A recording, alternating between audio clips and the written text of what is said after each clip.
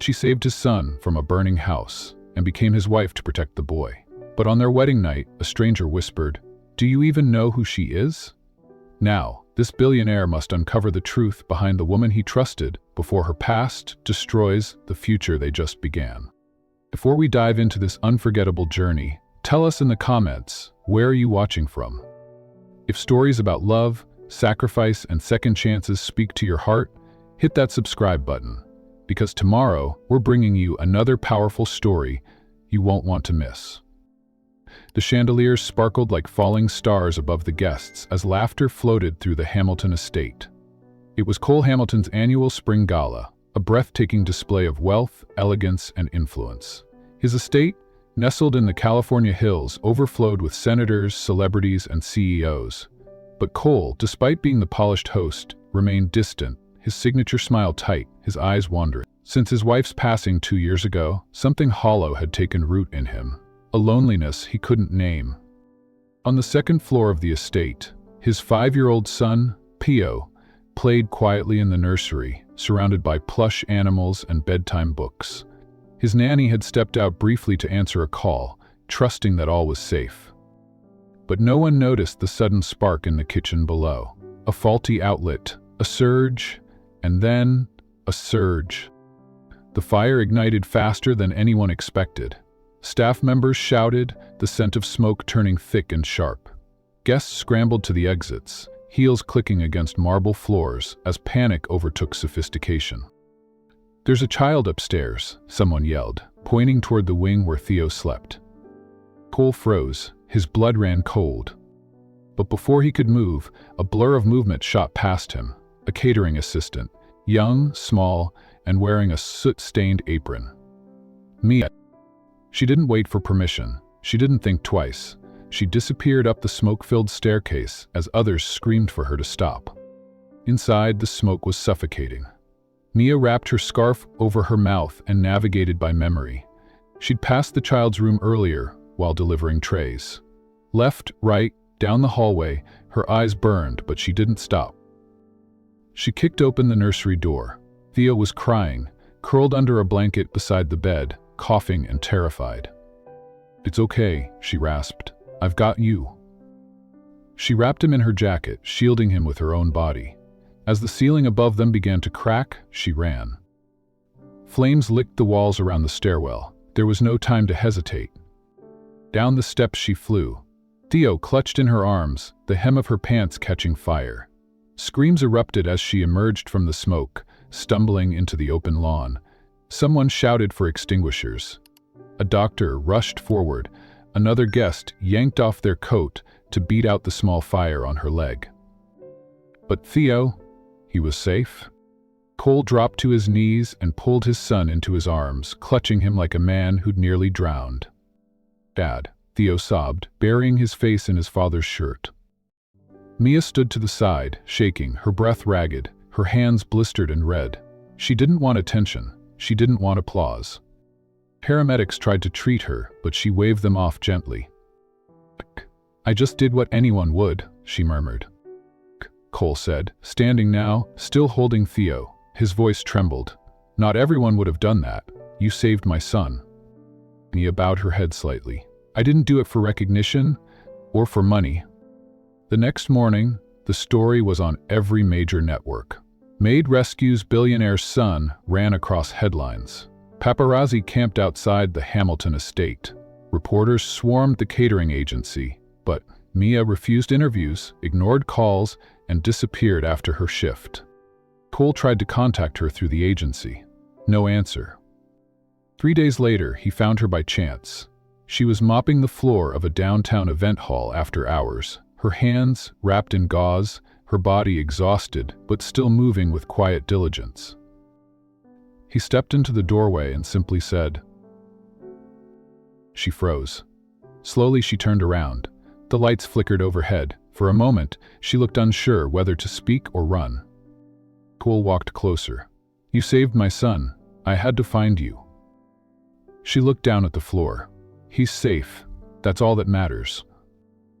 "It's not all," Cole replied quietly. "You matter too." Mia looked away, the mop still in her hand, though her knuckles had gone white from holding it too tightly. She didn't respond immediately. The silence between them stretched as Cole watched her, trying to understand the storm that hid behind her quiet exterior.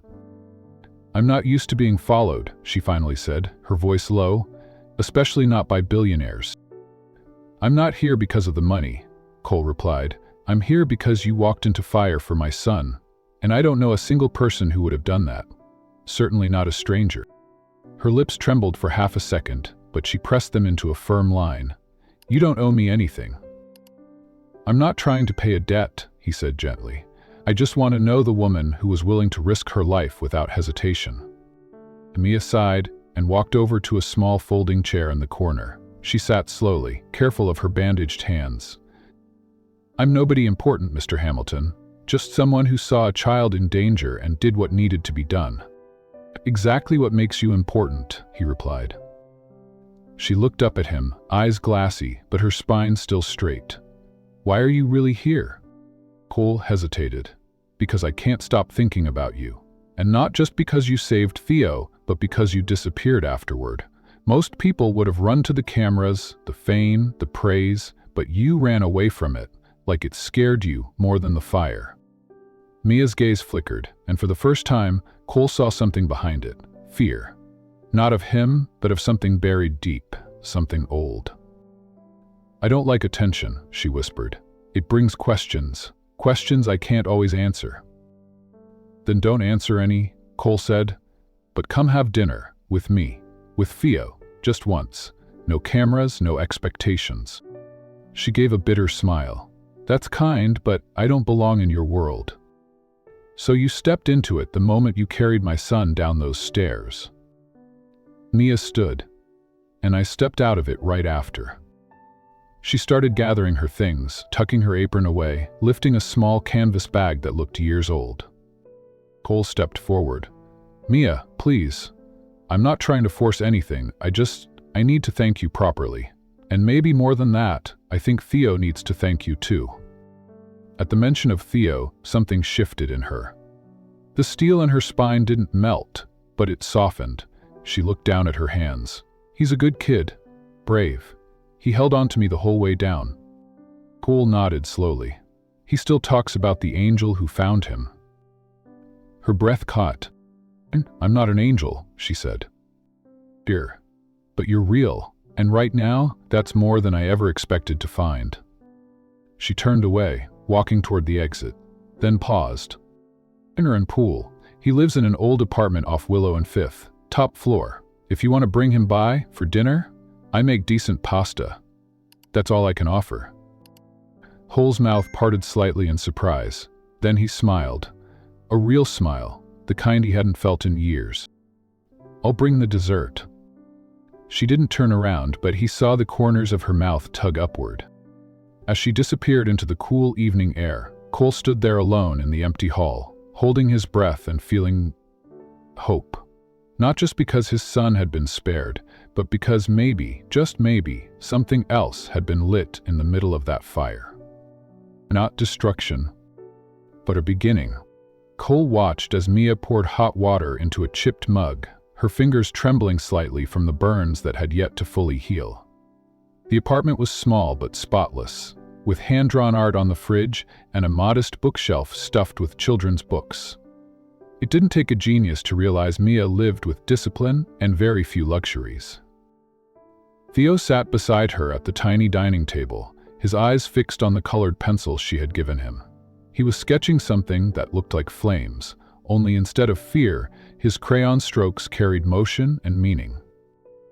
"You're really good with him," Cole said, standing near the window, hands in his pockets. Mia didn't look up. Kids draw what they're afraid to say. He studied her for a moment, admiring how she spoke, not with authority, but understanding.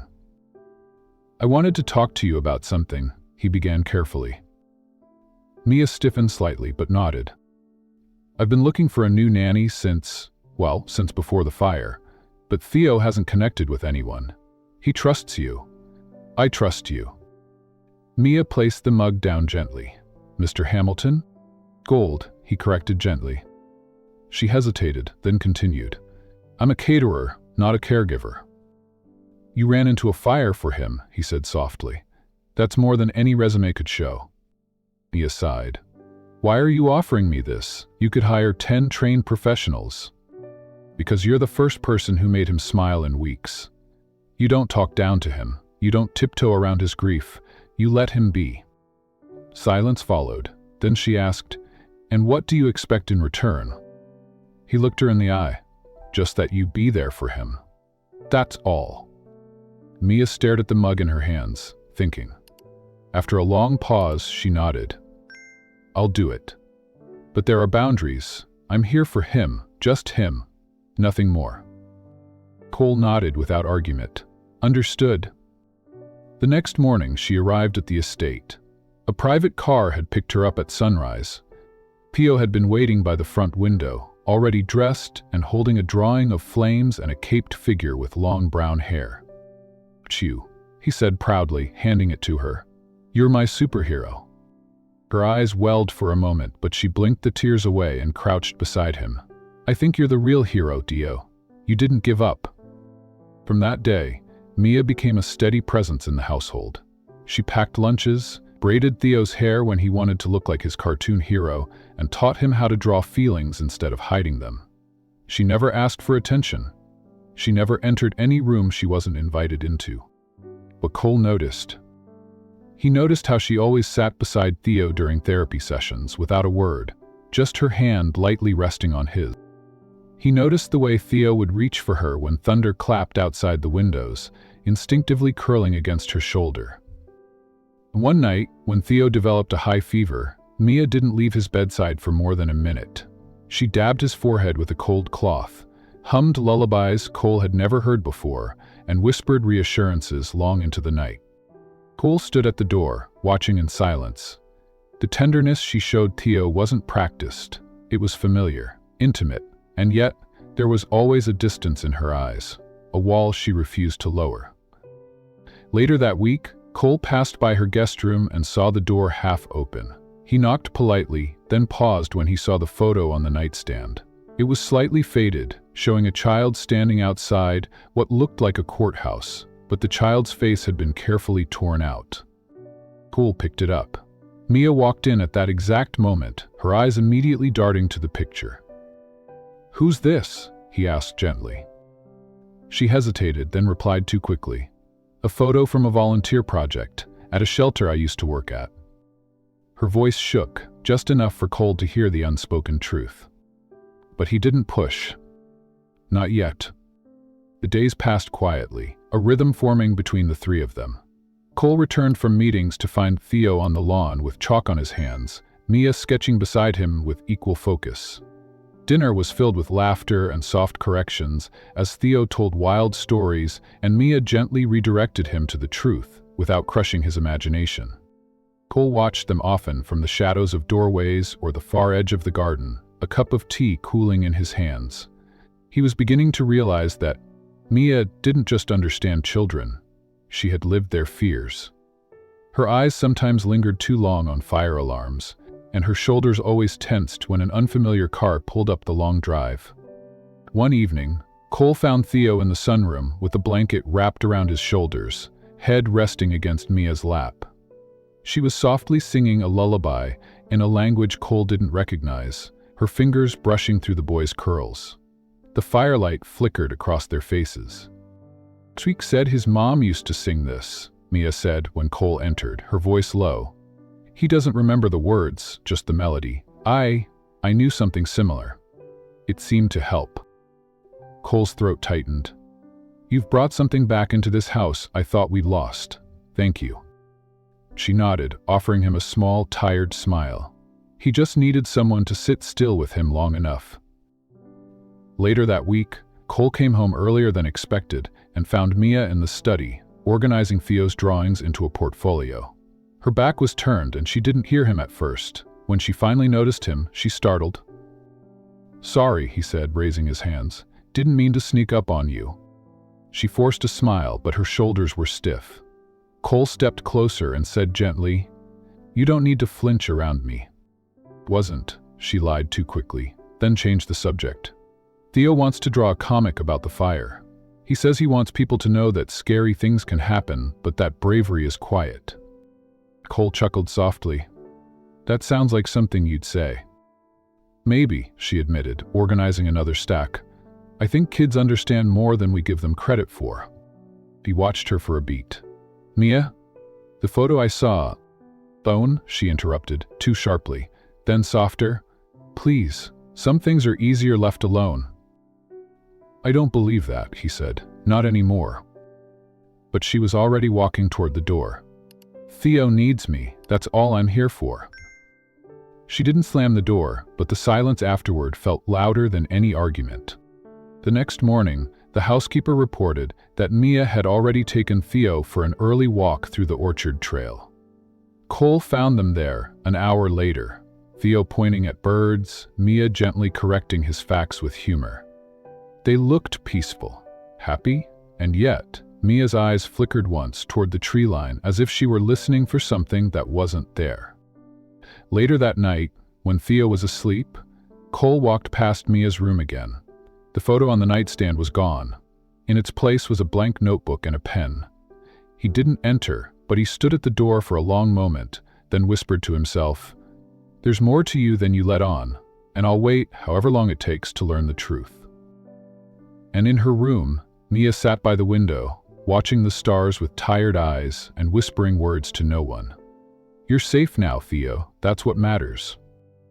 But deep inside, the truth she'd buried for 5 years stirred, restless, unfinished, and coming closer with every quiet moment spent in that house.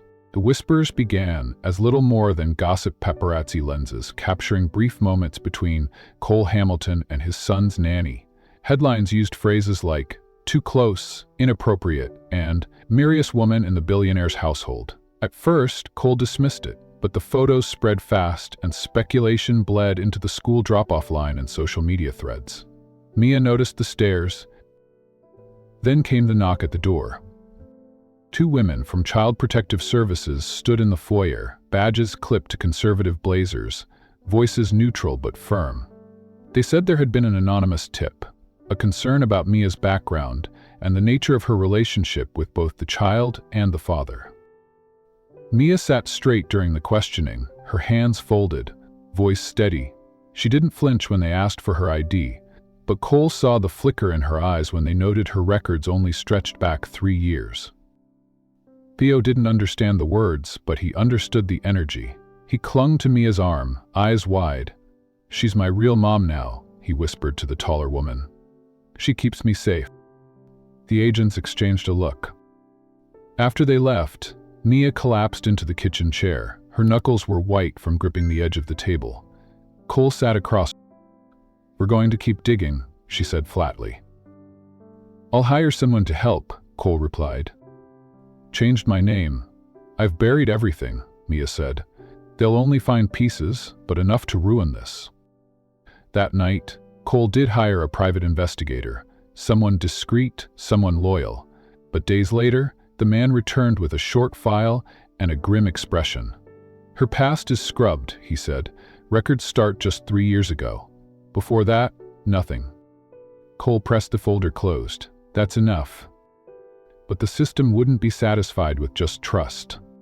2 days later, Mia found Theo crying in his sleep. He was calling her name, clutching her shirt. Don't let them take you, he whimpered. Please don't go. She curled around him, cradling his head, heart cracking open with guilt and fury. Cole stood at the doorway and watched. The next morning, he met Mia on the porch. The fog hadn't lifted yet from the hillside. He held 2 coffee mugs and a folded document. I want to propose something. She raised a brow. Something legal? Olivia said. Marriage. Her jaw clenched.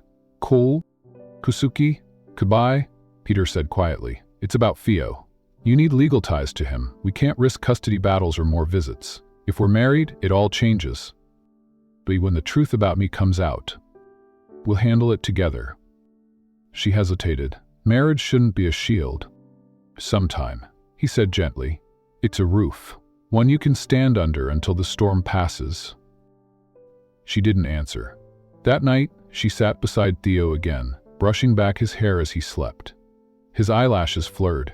His little fist was curled around a crayon sketch of their house, with Mia standing beside him, smiling. At dawn, she came to Cole's office and simply said, "Okay." They married the next day at City Hall. No press, no rings, just signatures and tired eyes. Mia wore a gray coat and a scarf around her hair. Theo didn't understand it all, but he hugged them both and asked, "Can we go get pancakes now?" They did. But that night, outside the restaurant, as Cole stepped away to take a call, a man in a dark coat leaned against a black car near the alley. His face was shadowed by a wide-brimmed hat. As Cole approached, the man spoke first. "You think you married a saint?" he said quietly. "But she's not who you think she is." Cole froze. "Who are you?" The man smiled. "Someone who knows what she left behind." Cole stepped forward, but the man was already turning, disappearing into the shadows without another word. Cole looked around, but the alley was empty again, as if the warning had never happened. Still, the words clung to him like cold mist. "She's not who you think she is." When he returned to the car, Mia was inside with Theo, laughing at something the boy had said. She looked up at Cole and smiled, soft, weary, but real, and for a second he questioned everything. The following days were quiet, too quiet. Mia adjusted to the new title of Mrs. Hamilton with quiet dignity but no celebration. She still cooked Theo's favorite meals, helped him with his bedtime drawings, and kept a journal of his dreams, each entry ending with a doodle, but she remained emotionally distant from Cole. There were no honeymoon moments, only shared glances and long silences. One afternoon, Theo had a nightmare during his nap. He woke up screaming for his mother, his real one, the one who stayed. Mia scooped him into her arms, humming softly until his breathing slowed. Cole stood nearby, watching her, overwhelmed with the sense that she had already been this boy's mother long before any court paper had said so. Later that night, Cole sat with her on the back patio. He lit the small fire pit, the flame flickering between them. "Who was that?" he began. "Who was that man, the one who found me after the ceremony?" Her posture stiffened. Senior said, "You weren't who I thought." Mia didn't speak for a while. Then she turned to the fire. "People say a lot of things when they don't know the whole story." "Then tell me," Cole said quietly. Her fingers played with the hem of her sleeve. "I wasn't always a Mia. That's not the name I was born with." "I figured that much." She glanced at him. "The man you met, he's part of what I ran from. Before I changed everything, I was trying to help someone. Someone hurt by people with power. I exposed something I shouldn't have. There were threats, legal traps. I was made to look like the criminal. So I disappeared, started again." Cole's voice was steady. "So Theo wasn't the first child you protected?" Her eyes filled, but she didn't blink. "No, he wasn't." "Why didn't you come to me before, after the fire?" "I didn't want anything from you," she whispered. "Not money, not pity, just peace. For once in my life." Cole leaned back in his chair, nodding slowly. "You don't have to keep running." "I married you to stop running," she said. "But I didn't promise I could stand still yet." He accepted that, for now. The next morning, Cole made a call. He hired a new investigator, not to expose Mia, but to find the man in the coat. He didn't want revenge, he wanted protection. Not for himself, for Theo. And for Mia, whether she admitted it or not. Meanwhile, the media began spinning again. The sudden marriage, the child services inquiry, paparazzi hovered outside gates, and headlines speculated about the nanny bride. And had stayed indoors, trying to shield Theo from the noise. But Cole issued a public statement. "She's not just my son's nanny, she's my wife, and the person who saved both our lives." That didn't quiet the press, but it changed the narrative. Behind closed doors, Theo made a family tree at school. In thick marker, he drew Mia at the center, Cole on one side, himself on the other. When he brought it home, Mia stared at it for a long time. Cole asked gently, "Do you regret it?" She shook her head. "I regret the fear, but no Tulliet." Because fear had chased her into fire. and love, unexpected, quiet, and real, had carried her out. Cole sat alone in his study, the fire crackling low, his laptop open to a document that chilled him more than the winter air outside. Background checks, public records, birth certificates. The name Mia Carter simply didn't exist before 3 years ago. No school records, no birth registry, nothing before she started working catering events under that name. He hadn't wanted to pry. He had told himself she deserved privacy, but ever since that man had shown up on their wedding night, warning him, then vanishing, something inside Cole wouldn't rest. Now, the facts stared at him from the screen. Ordinary waited until Theo had gone to school and found Mia in the kitchen, humming softly as she folded laundry. She looked up at him and stopped. She saw it in his eyes immediately. Something had shifted. He set the folder on the table. "We need to talk." Mia's face paled. She reached slowly for the papers but didn't open them. "You did a background check." "Had to," Cole said. "You've been targeted. You're being watched. And I didn't want to be blindsided again." She nodded slowly, then sat across from him. "You found out I'm not really Mia Carter." She took a deep breath. "My real name is Isabella Dane." The name hit him like a memory. Isabella Dane. The daughter of Arthur Dane, the disgraced CEO who'd made headlines for one of the worst financial fraud cases of the last decade. Her father had stolen millions from charitable endowments and retirement accounts. He was convicted, imprisoned, and his family had disappeared from the public eye. "For that Isabella Dane?" he asked, stunned. "I was," she said quietly, "but that girl died when I was 16. Cole leaned back, eyes narrowing. "Why hide that? Why not just tell me?" Isabella looked down at her hands. "Because I knew what the world saw when they heard that name. Headlines, lies, shame. I spent years paying for crimes I didn't commit. My father's face was everywhere, mine right beside it. Students at school called me the thief's daughter, adults whispered when I walked by. I was spat on in public once. At 16? Her voice cracked. Cole said nothing. He let the silence breathe. "Ran," she continued. "I changed my name, I shaved my hair, I left everything. I took my little brother Jonah and disappeared. He was only 10 and they were bullying him mercilessly." "You raised him?" She nodded. "I worked under for a year or two, catering, cleaning, anything. When I became Mia, people finally stopped looking twice. I could breathe again. I could make a life." Anton. "The man who approached me, was he connected to your father?" Her jaw tightened. "Yes, his name is Vincent Hale. He used to work for my father. Trusted him blindly, until the day everything crumbled. Some people believe my dad stashed money before the arrest. Vincent thinks I know where it is." She shook her head. "Not a cent, and even if I did, I would have burned it. That money destroyed everything." Cole leaned forward. "Why didn't you tell me all of this when we got married?" She held his gaze. "Because I didn't marry you for love, remember? I married you to protect Theo. And because, if my name ever came out, I didn't want it to define me again. I wasn't ready to live in that shadow." He stared at her, conflicted. The woman before him wasn't just the brave soul who'd saved his son, or the quiet strength who tucked Theo in at night. She had been through fire twice. But trust, once cracked, never settled the same way again.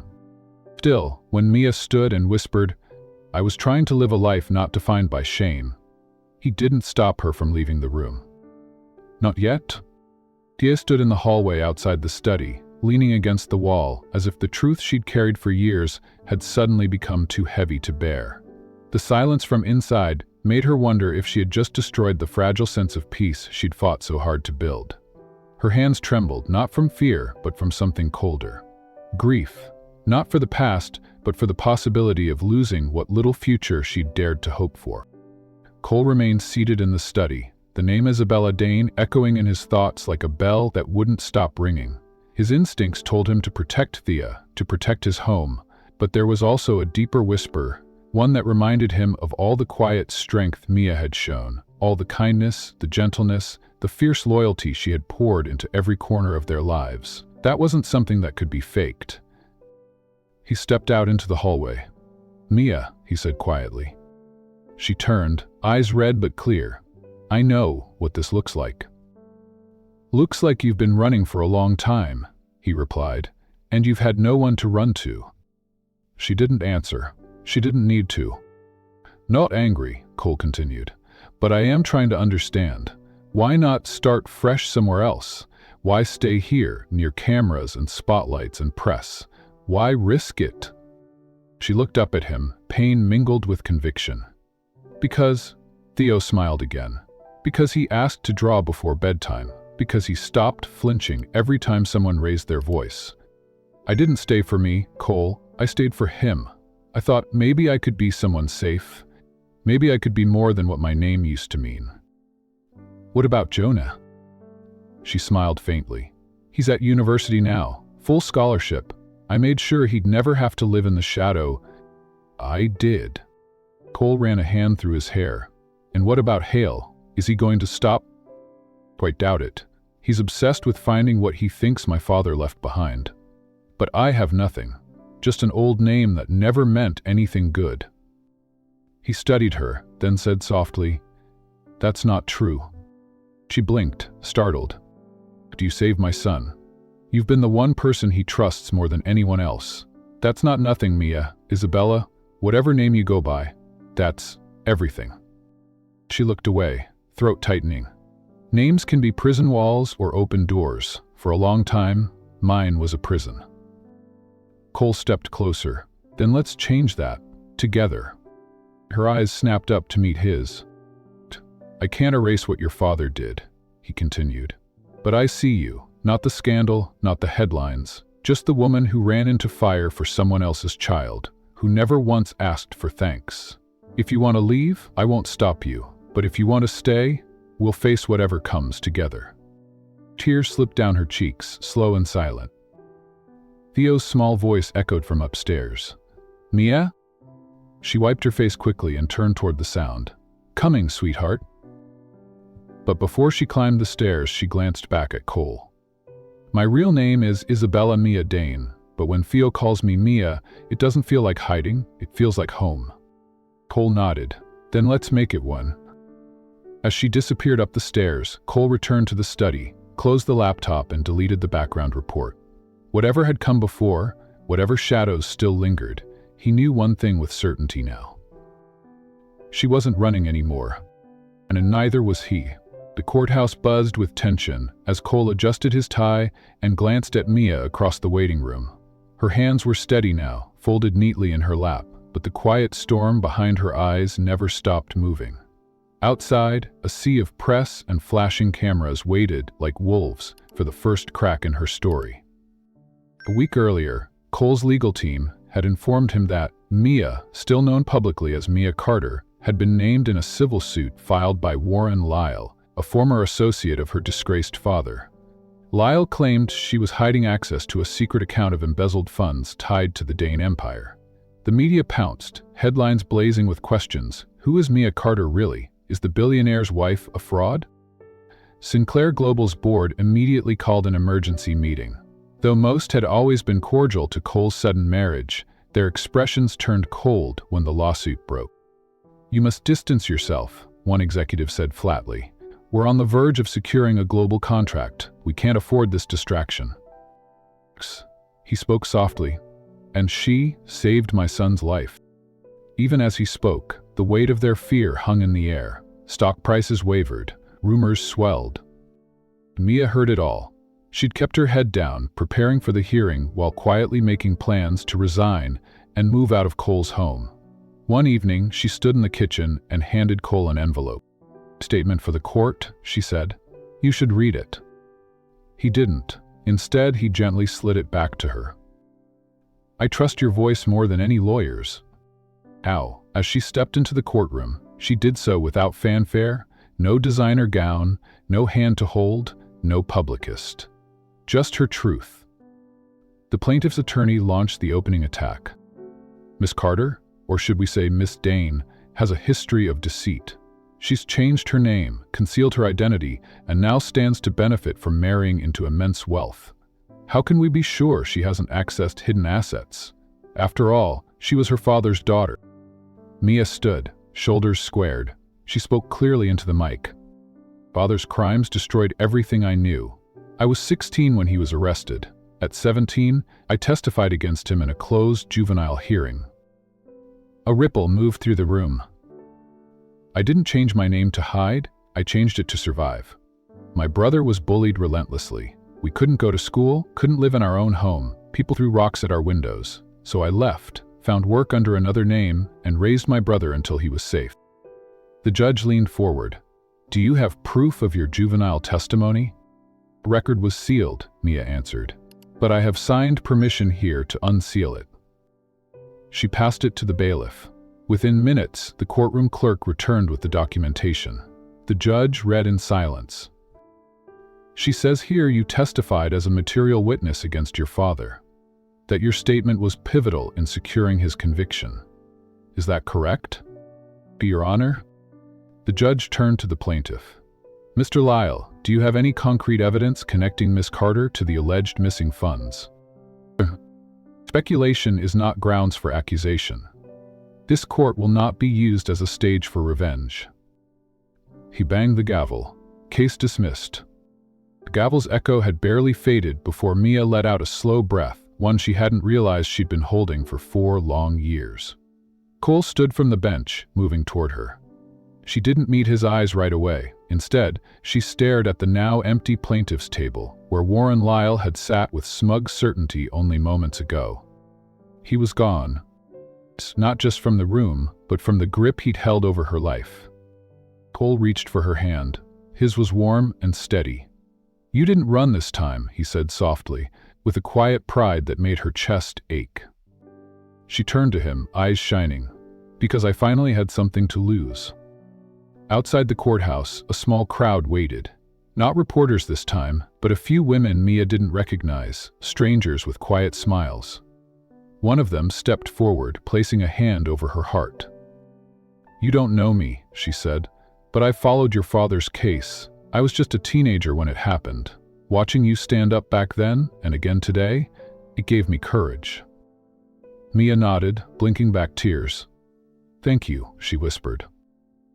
Later that evening, back at the estate, Theo ran down the hallway and leapt into her arms, his giggle cutting through the tension that still hung in the air. See, you won, Mama. She laughed, scooping him up. We won, sweetheart. Cole stood nearby, watching them with a complicated mix of awe and affection. That night, after Theo fell asleep curled up next to a stack of picture books, Mia walked into the garden where Cole waited by the fountain. The moonlight cast silver shadows across the lawn. He turned as she approached. Are you okay? Thea nodded. I think I'm finally beginning to be. Cole hesitated before speaking again. Mia, Isabella, you know I don't care what name you wear, but I care about what it means to you. I care that you stood there today and didn't let the past define who you are now. She looked away, eyes glossy. There were so many nights I thought about changing everything. My name, my job, my face if I could. But Theo, you reminded me that I didn't have to erase myself to feel worthy. Silence hung for a moment before Cole asked the question he hadn't dared until now. Do you regret marrying me? Her answer was a whisper, fragile but clear. No. I was afraid, but I never regretted protecting Theo. Or loving him. And you? She looked up, meeting his gaze. You gave me a place to stop running. They didn't kiss. They didn't need to. The stillness between them, charged with truth and understanding, said more than any vow. A few days later, Mia received an envelope in the mail. Inside was an official court statement acknowledging her cleared name and declaring the civil suit permanently closed. She held the letter in her hands like it was a certificate of rebirth. That evening, Cole's company released a public statement supporting her, calling the verdict a testament to the strength and resilience of a woman who embodies integrity. The media story shifted, public opinion warmed. But none of it mattered as much as the small note Theo left on her pillow that night. It was drawn in crayon and spelled out in crooked letters. I'm glad you're my mom. Beneath it, a smiley face with brown hair and a little boy holding her hand. Mia tucked the note beneath her pillow and turned off the light. She was home. And this time she wasn't leaving. A week after the court's ruling, the house had finally quieted. The reporters outside faded into memory, the emails slowed, and Cole had insisted Mia take time to rest. But rest wasn't what found her. It was something else. A soft, unexpected peace. One afternoon, as Mia folded Theo's laundry, she noticed his voice humming softly in the next room. She peeked around the corner and saw him at the kitchen table with a stack of crayons and construction paper. He was focused, tongue peeking between his lips as he carefully traced something with a red crayon. When he noticed her, he grinned. "Mama, I made something." Mia sat beside him, brushing a hand through his tousled hair. "Let me see." He turned the paper around proudly. It was a family portrait, stick figures with big smiles. Cole stood tall with a blue tie. Mia wore a white triangle that resembled a dress. And in the middle, holding both their hands, stood Theo. "Do you like it?" he asked. Mia smiled. "I love it." Theo leaned forward, voice soft. "Can we have a wedding again, but this time, happy?" Mia's breath caught.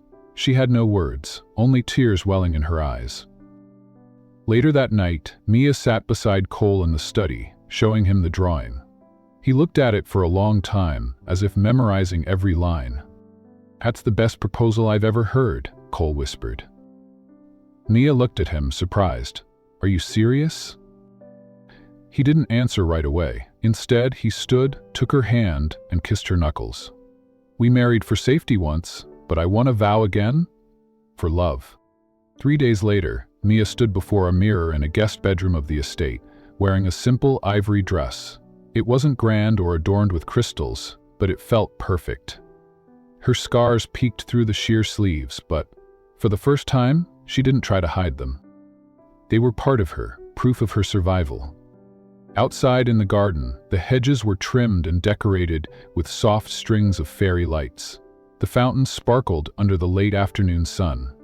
Cole had arranged everything quietly, with the help of just a few trusted staff. No press, no photographers, just truth, and Theo's little hands clutching a basket of petals. When the music began, a soft instrumental lullaby Mia used to hum to Theo, she stepped onto the grass path. Theo stood at the end, holding out his hand. "I'll walk you," he beamed. Muzinga's voice wavered. "You're the best man I've ever known." Together, hand in hand, they walked down the short aisle toward Cole, who stood in a charcoal suit, his eyes misted with emotion. As she reached him, Cole took both of her hands and whispered, "Are you ready?" Mia nodded. The officiant, a family friend, kept the words short, intimate. Then came the vows. Cole unfolded a small piece of paper. His hands shook slightly. "Mia," he began, "I once asked you to marry me, to protect Theo, and to shield you from a storm. But today, I vow not for protection, not for safety, but because I love you.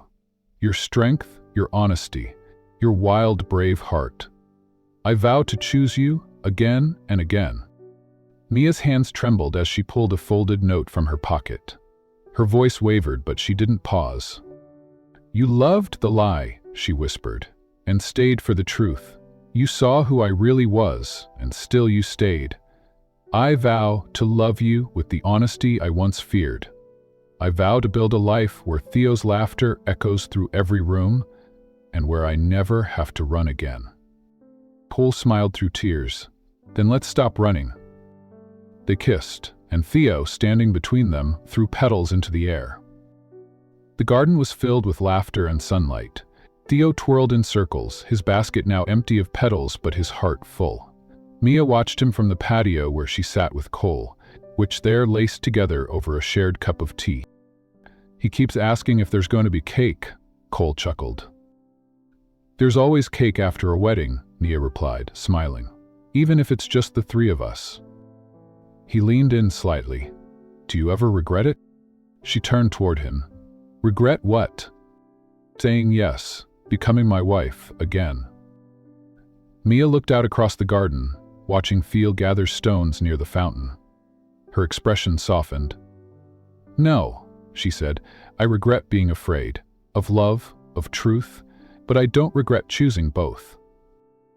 They sat in peaceful silence until Theo returned, holding 2 stones in his small hands. "These are for our wedding," he announced. "One for you, one for Mama. You have to keep them forever." Cole crouched to meet his son's eye. "Deal." Later that week, media outlets began picking up the story. This time with kindness. From scandal to strength, one headline read.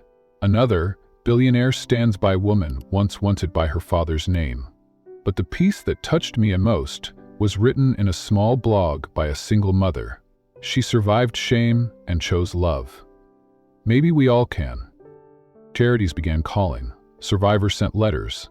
A women's advocacy group invited Mia to speak at their conference. At first, she hesitated, but Cole encouraged her. Who need to hear someone who lived it, who rebuilt? When Mia stepped onto the stage, her hands shook, but her voice didn't. "Your name is Mia Carter," she began, "but it wasn't always. And that's the truth I ran from. For years, I let shame shape my choices. I believed my past disqualified me from love, from peace, from being a mother. But then, a boy trusted me, and a man believed me, and suddenly I started believing myself." The room rose in applause. Mia saw tears, nods, faces leaning forward not in judgment but in recognition. Back at home, Cole watched the live stream with Theo curled beside him. When Mia returned, her eyes lit up, not from relief, but from pride. "You were incredible," Cole said, wrapping her in his arms. "I'd finally said it all," she whispered, out loud, to everyone. "You didn't owe them your story," he murmured, "but I'm glad you owned it." One morning, Theo padded into their room at dawn, clutching a notepad. "Can I change my last name too?" he asked sleepily.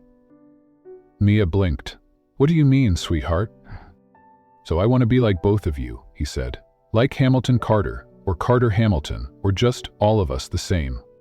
Cole looked at Mia, surprised. Later that week, they filed the paperwork, making it official. Theo Hamilton Carter. On the day the papers were finalized, Mia stood with Cole and Theo beneath the same tree where they had exchanged vows. Cole handed her a small box. Inside was a bracelet. The engraved charm read, "Family, not by blood, by choice." She slipped it on, her fingers brushing the metal. "You keep giving me things I never knew I needed." "You keep giving me things I never deserved," Cole replied. Theo interrupted, pointing to the tree. "Let's carve our names." With a small pocket knife, Cole carefully etched 3 initials, C, M, and T. Not to erase the past, but to honor who they had become. As the sun dipped behind the hills, Mia leaned into Cole, her head on his shoulder. Theo curled between them, drowsy from laughter. And for the first time in years, Mia didn't feel like someone surviving a story. She felt like someone living one. Together. The morning sun poured into the study as Cole laid a velvet folder on the table. Inside were crisp documents, official seals, and one simple line of ownership transfer. He glanced toward Mia, who stood near the window, brushing Theo's school uniform with gentle fingers. "I've signed the trust," Cole said quietly. Mia turned, confused. "What trust?" "Theo. And for any children we may have someday?" He pushed the folder toward her. "It's under your name now." She blinked, uncertain. "Cole, I don't need—" "It's not about need. I don't want anything that makes me feel like a burden," she interrupted, her voice barely above a whisper. "I've spent half my life trying not to owe anyone." He stepped closer. "You don't owe me anything, but I owe you everything. You gave Theo safety when I was drowning in grief. You gave me peace when I didn't think I'd ever feel it again." She hesitated, then slowly sat beside him, staring at the paper. "I never thought I'd be someone who had a trust. I was just trying to survive." Cole reached for her hand. "You're not surviving anymore, Mia. You're building." Later that week, Mia met with the board of the Hamilton Foundation. a philanthropic arm named after Cole's late wife, Evelyn. It had originally focused on funding education programs, but now, with Mia's vision, it began to shift.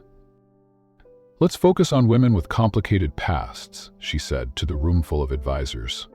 "The kind of pasts that make them hide, that make them believe they don't deserve to begin again." There was silence at first, then nods, then approval.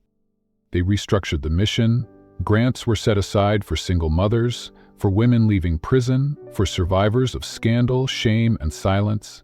The foundation's new tagline was Mia's own phrase: "Your past isn't your sentence, it's your story." One afternoon, Theo ran into the kitchen holding a paper from school. "Mommy, look." Mia unfolded it and gasped. "Guardian of the Year?" Theo beamed. "My teacher said I could write about anyone, so I wrote about you." Her eyes blurred as she read the paragraph. "My mom is brave because she saved me from a fire, and she reads stories with all the voices, and she makes Daddy smile even when he's serious." Mia held the certificate to her chest, looking toward Cole, who simply whispered, "Told you." At night, after Theo had fallen asleep, the house grew still. Mia stepped out onto the balcony, barefoot, her hair loose and blowing gently in the breeze. The city lights twinkled below, distant and quiet. Cole joined her, handing over a mug of tea. She took it with a grateful smile, but didn't speak for a moment. Her eyes lingered on the horizon. "I used to dream of disappearing," she said finally. "Just vanishing. No name, no face, nothing to trace." Cole turned toward her. "And now?" She looked at him, her eyes filled with something deeper than peace, something like purpose. "I want to be seen." He didn't rush a reply. He reached out instead, his fingers grazing her cheek, tucking a loose strand of hair behind her ear. "Ed, you always deserve to be." The following week, Cole arranged for a quiet lunch with Mia at a newly opened women's shelter, one funded by the foundation under her guidance. They toured the halls hand in hand, passing rooms filled with soft blankets, donated books, and laughter. Mia paused at a mural painted by local artists. It depicted a woman standing in the rain, holding a child, light breaking through the clouds behind her. A staff member smiled. "The women here said that's you." Mia froze. Cole's grip tightened gently. "They're not wrong." When they returned home, Theo was waiting on the porch with a sketchbook. "Mom, look." He held up another drawing, his latest obsession. This one showed their house, but something had changed. He'd drawn himself, Cole and Mia, but this time with a new figure, a baby wrapped in a blue blanket. Cole chuckled. "Planning ahead, are we?" Theo shrugged. "Maybe, but even if it's just us, it's still enough." That night, as they tucked Theo into bed, Cole lingered at the door. Mia smoothed the blanket over their son's shoulders. Theo opened one sleepy eye. "Are you happy, Mommy?" She kissed his forehead. "I didn't know I could be, but yes." Later, Cole found Mia organizing some old photos she'd kept hidden. One of them was of her 16, standing beside her brother outside a courthouse, just days after her father's conviction. Her eyes in the photo looked hollow, haunted. She placed the picture face down. "Remember that girl anymore?" she said quietly. Cole nodded. "But you're the reason she survived." They sat in silence for a moment before he pulled a velvet box from the drawer beside him. It wasn't flashy, just a small locket with Theo's name engraved inside. "I had this made," he said, "a reminder of how far you've come." Mia opened it slowly, breath catching as she saw two more names etched behind the first, hers and his. 3 names, 1 life. "I never thought I'd be part of something whole," she whispered. "You didn't join it," Cole replied. "You built it." Weeks passed and the foundation gained momentum. Media outlets, once obsessed with her past, now featured her speeches on healing and courage. She didn't dodge questions anymore. She faced them head-on. Even one evening, after a gala where she had delivered her most heartfelt speech yet, Cole pulled her aside. "You know what the real inheritance is, don't you?" She tilted her head. It's not the trust or the house. It's Theo knowing what love looks like. It's women seeing you and realizing they don't have to disappear. It's the life we made that no one can take away. Mia reached for his hand. Then, I want to pass that down. A month later, a new wing opened at the foundation, dedicated to young women aging out of foster care. At the ceremony, Theo stood beside Mia, proudly wearing a badge labeled Honorary Co-Founder. Mia looked out at the crowd. Her voice, steady and unafraid, echoed through the courtyard. I was once a name I couldn't say aloud, a daughter of a man whose legacy I feared. But today, I stand as a mother, a wife, and a woman who no longer hides. This foundation isn't built on pity. It's built on proof. Proof that broken things can be rebuilt. And that the real inheritance we leave is hope. The applause was thunderous. And through it all, Cole stood at her side, silent, strong, and full of pride for the woman who once only dreamed of vanishing but chose to rise instead. Autumn sun cast a soft, golden hue across the newly renovated courtyard of the Carter Hamilton Foundation. White chairs lined the garden, filled with donors, survivors, board members, and community advocates. At the front stood a podium, simple and elegant, nestled beneath a tree whose leaves had just begun to turn amber. On a table nearby, a single ledger book sat closed, waiting for one final signature. Inside the main hall, Isabella Carter Hamilton adjusted the lapel of her tailored blazer. Her hair was pulled back neatly, a simple silver pendant resting just above her heart, the one Cole had given her that now bore all three of their initials. She took a deep breath as she looked at herself in the mirror. "You're not hiding today," she whispered. Outside, Cole stood near the front row, dressed in a navy suit, holding Theo's hand. The boy wore a little bow tie and kept fidgeting with it, but his eyes scanned the courtyard, searching for his mother. When he saw her step onto the platform, he lit up and waved both hands in the air. "Emma." Her smile was calm but radiant. She took her place at the podium as the crowd quieted. The only sound was the breeze and the subtle hum of emotion from the audience, who had watched her journey unfold these past months. "Good afternoon," she began, her voice strong but gentle. "My name is Isabella Carter Hamilton." There was a pause, one full of reverence, as if even the wind hushed itself to listen. "Once that name was buried," she continued, "because it carried more than syllables. It carried shame, confusion, and history I didn't choose. For years I avoided it, hid behind aliases, lived in the shadows, tried to forget who I was." She glanced at Theo, who sat with his feet swinging from his chair. Cole gave her a quiet, steady nod. "For a moment, I met a boy who saw me not as a stranger or a scandal, but as safety. I met a man who stood beside me when the world told him not to. And I met myself, again, not as the daughter of a fallen man, but as a woman who survived, rebuilt, and finally stopped running." The crowd leaned in as her tone softened. The foundation exists because so many women have been told they are too broken to begin again, that their names, their pasts, disqualify them from peace. But I stand here to say, your truth is not your ruin. It is your root. Applause rippled through the crowd, restrained at first, then swelling into something undeniable. Isabella waited until it settled, her hands steady on the sides of the podium. "We signed the new mission statement of this foundation," she said. "I did so under one condition, that we honor women not for the image they maintain, but the battles they endure quietly. Today we open a new branch dedicated entirely to women transitioning out of witness protection and trauma-based shelters. We will give them legal help, therapy, career guidance, and above all, dignity." Theo clapped the loudest. Cole leaned over and whispered something in his son's ear. Theo beamed, then turned toward the stage and gave his mother 2 thumbs up. Isabella looked down at the small tree beside her, already planted in the courtyard. A plaque rested at its base, gleaming under the sunlight. She read the words aloud. "To those who chose truth over hiding."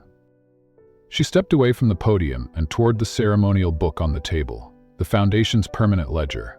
For years, she had only signed things as Mia Carter. It was a name of survival. But this moment called for truth. She picked up the pen and, with unwavering hand, signed, Isabella Carter Hamilton. Cole rose from his seat and walked toward her slowly. As he reached her side, he leaned in, just enough for only her to hear. It suits you. She turned to him, eyes shining, because this time I chose it with love. As guests lingered in the courtyard, sipping warm cider and admiring the garden, Isabella stepped away from the crowd and wandered toward the shaded archway near the rosebeds. The breeze. Cole joined her, quietly slipping his hand into hers. You didn't just reclaim your name today, he said softly. You built something that will outlive all of us. Isabella turned toward him, her eyes reflecting the golden light filtering through the trees. Do you remember the first time we met? You saved Theo's life, he replied. How could I forget? She shook her head, a quiet smile forming. No, I mean the first time you really saw me. Not as the nanny, not as the mystery, but as me. Woman, with fire in her eyes, Cole said, voice tender, who refused to let fear define her. I saw a man who listened, really listened, she whispered. I think that was the first time I let my heart believe I was more than my past. Across the courtyard, Theo played near the tree they had just planted. He looked up occasionally, checking to make sure his parents were still close. Every few seconds, he returned to the small plaque, running his fingers along the engraved letters. Cole watched him, then turned back to Isabella. We should tell him about the name change, he said. Old enough now, she nodded, and I want him to hear it from us. Together. They walked to where Theo sat beneath the tree, tracing its bark with his tiny fingers. He looked up and grinned. Is this tree going to grow taller than Barry? Treaty, to college them girls who understood him better than both of us, Cole said, with an special for another reason. Isabella knelt down beside them, brushing a curl from Theo's forehead. This tree was planted in honor of truth, of families that come together even when things aren't perfect. Theo tilted his head. Like us? Exactly like us, Cole said gently. Isabella reached into her coat pocket and pulled out a small envelope. Inside were 2 new birth certificates, official, embossed, and freshly printed. She held one out to Theo. He took it cautiously. What's this? Your real name now, Isabella said. Leah and Elias Cruz Hamilton. Theo blinked. Like both of you? She nodded. Because you're both of us, and because you deserve to carry a name built on love and truth. For a moment, Theo said nothing. Then a smile slowly bloomed on his face. Can I still be Theo too? Cole laughed. You can be Theo, Leo, or the King of Trees if you want. The boy giggled and hugged them both, the paper crinkling in his hand. I like being all of us. Later that evening, as the sun dipped low and the final guests trickled out, Isabella stood by the foundation's front steps, watching the lights flicker on, one by one. She had spent years dimming her light to survive. Now, each window of this building gleamed with purpose, rooms ready to shelter, to teach, to rebuild. Inside, portraits of donors and legacy wall plaques were already being hung, but the newest addition sat in the heart of the lobby, a mural of a woman stepping from shadow into sunlight, a child in one hand and a tree blooming from the other. Cole wrapped his arms around her from behind, resting his chin on her shoulder. You changed the story. We changed it, she corrected softly. Behind them, Theo's laughter echoed from down the hall. He was learning how to roller skate in the meeting room. Badly, noisily, joyfully. And in that sound, Isabella heard something she hadn't known she craved. I used to think legacy was something people inherited, she said. But now, I know, it's something we choose. Every day. Cole kissed the top of her head. And your name? She turned slightly in his embrace, smiling up at him with eyes full of everything they'd survived. It's mine, finally, and this time, I'll never run from it again.